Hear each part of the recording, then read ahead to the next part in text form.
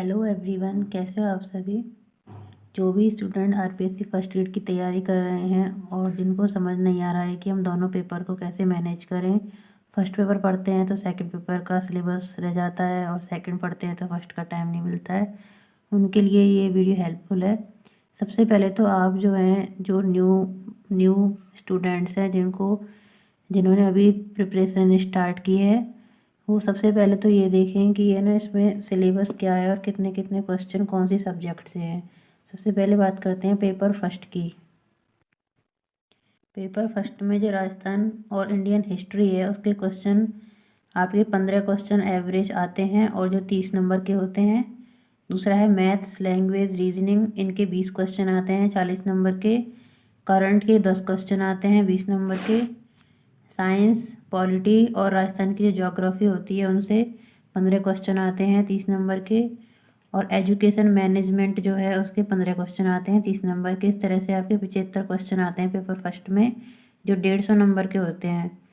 अब इसमें फिक्स नहीं है कि इसमें 15 क्वेश्चन ही आए। इसमें मैंने जो प्रीवियस ईयर पेपर देखे हैं उनमें एवरेज 10 का रहता है, 10 क्वेश्चन तो इसमें आते ही हैं। और इस तरह से इसमें मिनिमम क्वेश्चन तो इतने आएंगे ही आपके। तो इसमें आप सबसे पहले तो ये देखें कि कौन सी ऐसी जो विषय हैं आपने पहले पढ़ी हुई हैं। जैसे इसमें राजस्थान और इंडियन हिस्ट्री, जो बच्चे मतलब जैसे छोटे एग्जाम्स की तैयारी करते हैं, रीट वगैरह पटवार, तो उनकी राजस्थान की जो जीके होती है वो पहले से पढ़ी हुई होती है। मैथ, लैंग्वेज और ये रीजनिंग होती हैं, ये भी पहले से की हुई होती हैं। करंट अफेयर्स आपको हर एग्ज़ाम के लिए पढ़ना पड़ता है। साथ में साइंस, ये भी पहले से पढ़ी हुई होती है। पॉलिटी इसमें एक नई विषय हो जाती है थोड़ी सी, इंडियन पॉलिटी। और एक एजुकेशन मैनेजमेंट, ये पूरा पार्ट ही अलग पड़ जाता है। तो सबसे पहले तो आप जो बिल्कुल अलग है वो वाला टॉपिक पढ़ें। तो सबसे पहले एजुकेशन मैनेजमेंट का पार्ट अपना एक बार रीडिंग कर लें इसको पूरे से।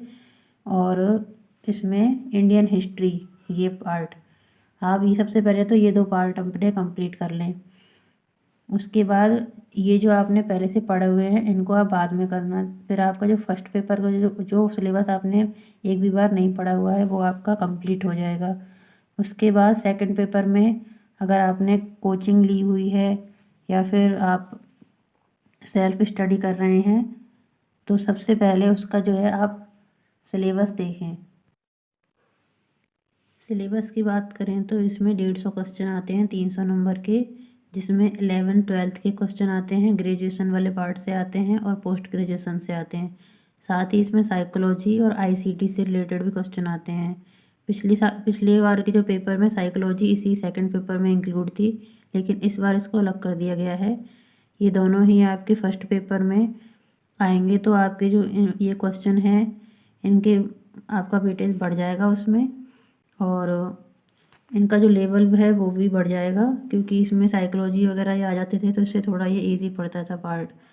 तो इसलिए आप सबसे पहले अगर आपने कोचिंग की हुई है और आपके नोट्स बने हुए हैं या आप सेल्फ बुक्स से पढ़ रहे हो, तो सबसे पहले 11th-12th वाला पार्ट कर लें। उसके बाद ग्रेजुएशन का पार्ट और फिर पोस्ट ग्रेजुएशन का पार्ट कर लें।